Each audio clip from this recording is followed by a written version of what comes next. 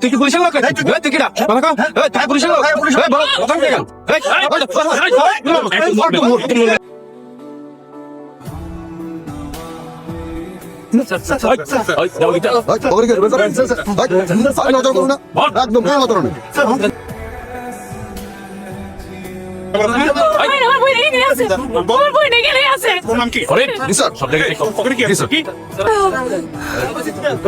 আমরা একটু দেখে মাল খাইছি আর কিছু করি না।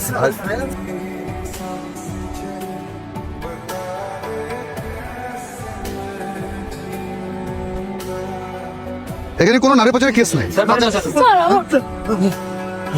সবগুলো গাড়িতে তোলো। আপনি চলেন আমার সাথে।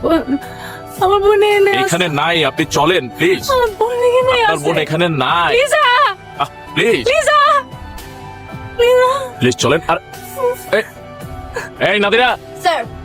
জি স্যার। নেন তো ওনাকে, নেন তো উঠেন। প্লিজ। আপনি ওঠেন, আপনি ওঠেন। আপনার বোনকে আমরা খুঁজে বের করবো। ওঠেন প্লিজ। উঠেন, আমার সাথে আসেন। এই জায়গাটা ভালো আসেন। না, ওঠেন।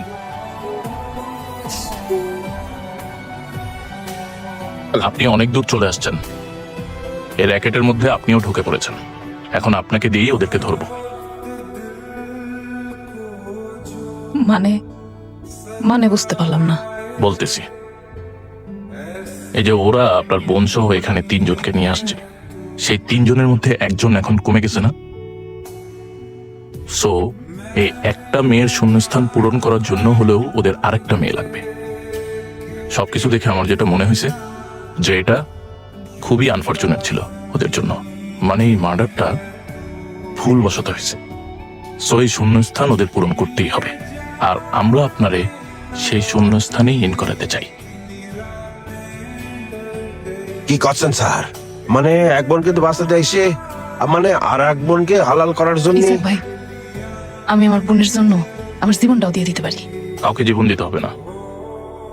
আমরা আপনারে ওই টিমের মধ্যে ঢোকাই দিব যেভাবে হোক। আপনি শুধু ওদের সাথে থাকবেন, আর আমরা আপনাকে যা যা বলবো আপনি শুধু সেটাই করবেন। আপনার টেনশনের কিছু নেই, আমাদের সার্বক্ষণিক নজর থাকবে আপনার উপর। আকাশের হোয়াটসঅ্যাপ নাম্বার আছে আমাদের কাছে। কোনো না কোনো ভাবে আকাশকে বর্ষিতে কাটতে পারলেই হবে। স্যার, এ ব্যাপারে আমি আপনাকে সাহায্য করতে পারি স্যার। ঝর্ণা নামের একটা মেয়ে আছে স্যার, সে ঠিকই আকাশকে টুপের মধ্যে ফেলতে পারবে।